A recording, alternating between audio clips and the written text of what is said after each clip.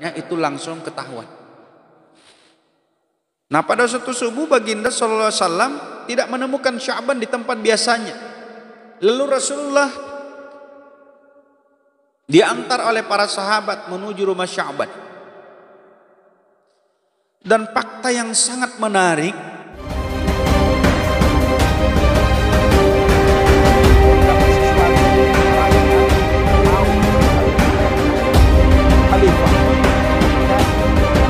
kalian tunjukkan kinerja kalian di dalam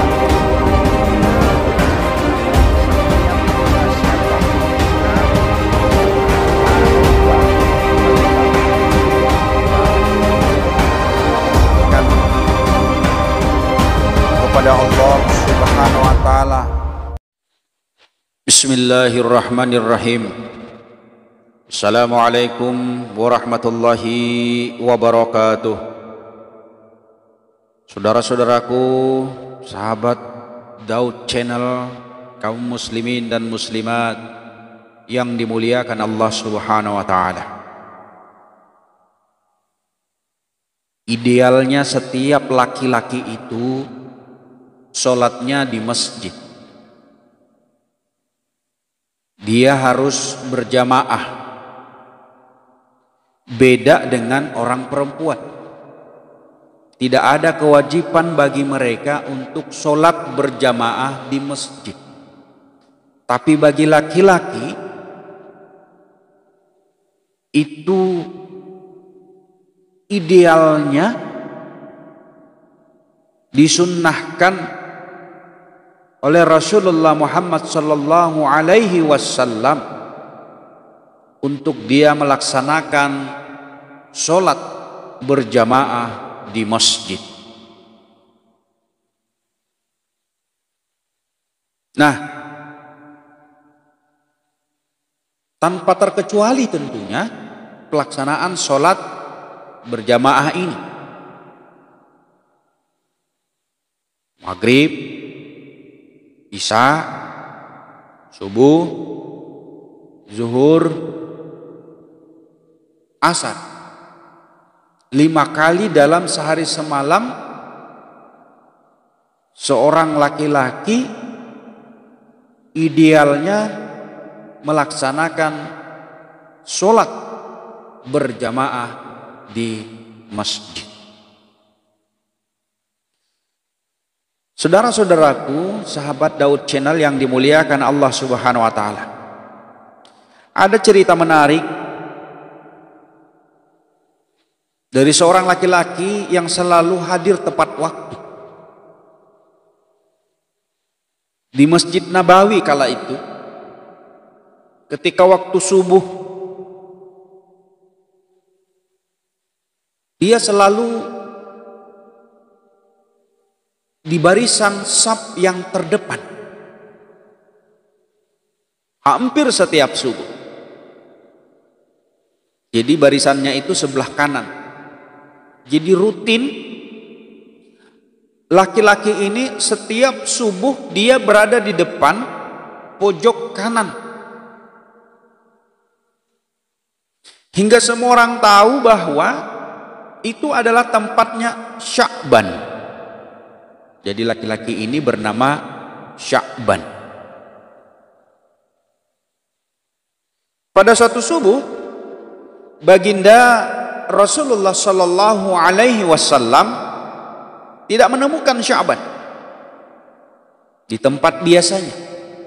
Jadi kalau orang rutin di tempatnya itu dia duduk, dia sholat, maka ketika tidak ada keberadaannya itu langsung ketahuan. Nah, pada suatu subuh baginda sallallahu alaihi wasallam tidak menemukan Sya'ban di tempat biasanya. Lalu Rasulullah diantar oleh para sahabat menuju rumah Sya'ban. Dan fakta yang sangat menarik yang ditemukan Rasulullah sallallahu alaihi wasallam. Pertama, rumah Sya'ban dengan Masjid Nabawi ini berjarak 3 jam perjalanan. Masya Allah, 3 jam perjalanan. 3 jam perjalanan ini kalau kita hari ini dari Tanjung Redep ke tepian Buah, Kecamatan Segah, kurang lebih 90 km, tapi kalau ditempuh dengan kendaraan itu kurang lebih 1,5 jam. Kalau kita laju ya 1 jam. Tapi ini ditempuh oleh Sya'ban 3 jam perjalanan. Bukan dengan kendaraan, tapi dengan jalan kaki. Jadi bukan juga dia dengan unta, bukan dengan binatang tunggangan yang lain, tapi dia berjalan di atas pasir, di atas padang pasir.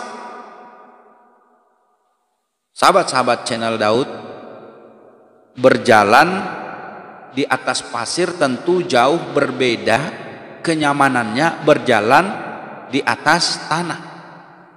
Karena kalau kita berjalan di pasir pasti itu telapak kaki kita itu masuk ke dalam. Beda dengan tanah yang datar, tanah yang kering. Ini dilakukan oleh Sya'ban. Nah, dia bisa sholat subuh tepat waktu dengan jarak tempuh yang sangat luar biasa. Jadi artinya minimal Sya'ban harus berangkat dari rumah jam 1 dini hari. Ya Allah, ya Rabbi. Minimal dia berangkat dari jam 1. Enak-enaknya kita tidur. Sya'ban sudah bangun, berjalan kaki menuju Masjid Nabawi. Nah, suatu ketika Rasulullah menanyakan kemana Sya'ban, lalu diajak sahabat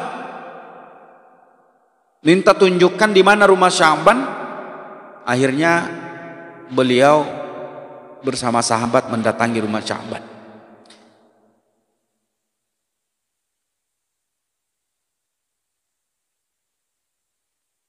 Artinya Rasulullah mencari Sya'ban, kenapa tidak ada subuh ini? Apakah dia sedang sakit, ataukah dia kelelahan, atau bisa juga tidak terbangun, atau terbangun kesiangan akibat begadang semalaman? Ternyata semua itu salah semua. Karena ternyata Sya'ban tidak sholat subuh berjamaah di masjid hanya karena satu alasan, yaitu meninggal dunia. Kebayang tidak sahabat-sahabat sekalian, Sya'ban tidak ada alasan apapun dia tidak pergi ke masjid kecuali dia tidak hadir. Ternyata Sya'ban telah meninggal dunia. Kemudian istri Sya'ban memberitahu Rasulullah SAW ketika suaminya meninggal, ada pesan yang belum ia pahami. Jadi sang istri Sya'ban ini cerita kepada Rasulullah ketika Rasulullah datang ke rumahnya, lalu istrinya bercerita, ada 3 yang belum dia pahami. Sya'ban mengatakan, mengapa tidak lebih jauh? Mengapa bukan yang lebih baru? Dan mengapa tidak semuanya? Jadi ada 3 ungkapan yang ketika dia akan meninggal dunia, dia berucap kepada istrinya, dan istrinya mendengar ini tapi tidak paham apa makna ucapan Sya'ban ketika dia menjelang sakaratul maut. Mengapa tidak lebih jauh? Mengapa bukan yang lebih baru? Mengapa tidak semuanya? Rupanya sahabat-sahabat Daud Channel yang dimuliakan Allah Subhanahu wa taala, ketika sakaratul maut Allah memperlihatkan pahala-pahala kebaikan Sya'ban. Jadi orang yang meninggal dunia itu yang amal-amal kebaikannya soleh, amal-amal kebaikannya bagus, itu ada malaikat yang datang membawa kain kafan dari surga dengan wajah berseri, menampakkan senyuman yang indah ketika menjemput ruh orang saleh. Nah, ketika diperlihatkan oleh Allah pahala-pahala kebaikan Sya'ban, maka Sya'ban menyesal. Mengapa jarak rumahnya dengan Masjid Nabawi hanya segitu? Jadi sahabat-sahabat yang dimuliakan Allah Subhanahu wa taala, rupanya ketika sakaratul maut menjelang, itu Sya'ban diperlihatkan oleh Allah ganjaran-ganjaran pahalanya, maka dia berucap, kenapa tidak jauh, tidak lebih jauh? Artinya apa? Jarak masjid dengan rumahnya yang ternyata 3 jam perjalanannya, itu ternyata masih kurang jauh. Kenapa? Karena menjelang akhir hayatnya, Allah perlihatkan balasan-balasan Sya'ban yang setiap hari dia hadir di masjid untuk melaksanakan ibadah sholat subuh, walaupun dia berjalan dengan memakan waktu 3 jam. Makanya dia harus bangun jam 1 dini hari agar dia sampai sebelum waktu subuh ke Masjid Nabawi. Maka diperlihatkan oleh Allah kepadanya, sehingga Sya'ban berucap, kenapa tidak lebih jauh?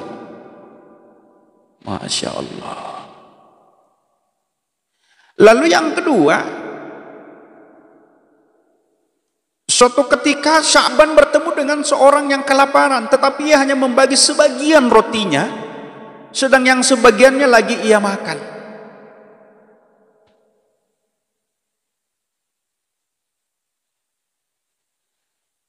Majelis yang dirahmati Allah Subhanahu wa taala, ini yang kalimat ketiga. Ketika Sya'ban ingin mengakhiri hidupnya di sakaratul maut, dia mengatakan kepada istrinya yang tidak bisa dipahami oleh istrinya. Mengapa tidak semuanya?